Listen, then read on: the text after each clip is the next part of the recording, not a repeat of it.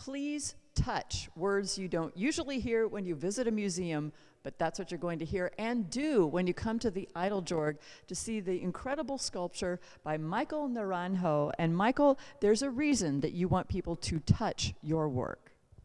I made them by touch, and I would like to share them in the same way, because so often we go to museums and there's a no-touch policy, but here you can touch them. And touch is very important to you because you are visually impaired. You've been exposed to art your whole life, but you haven't been visually impaired your entire life.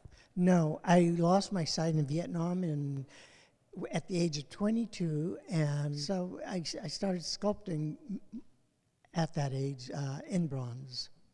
And the figures that you have shared in this collection, they have wonderful names: glory, peace, freedom. Do you get the name first and then you create the sculpture, or vice versa? I generally get the sculpture first, then we get the name. Sometimes we'll sit around the table and try to come up with names of my wife and our 2 daughters, and it's fun. But sometimes I have the name right away. I have to say, looking at the sculpture, if a person had their vision, these would be incredibly intense to make. They're delicate. There's so much energy and movement in them. What is your process?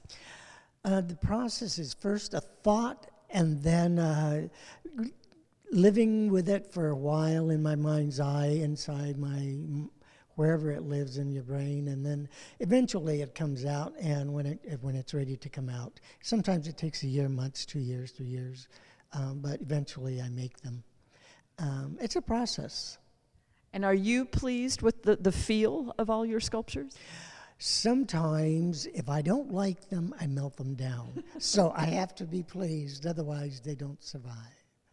Well, these are surviving and they're thriving here at the Eiteljorg, and we encourage you to come out and see this beautiful exhibit. It's up until the end of July, and we hope you'll come out and please touch the art.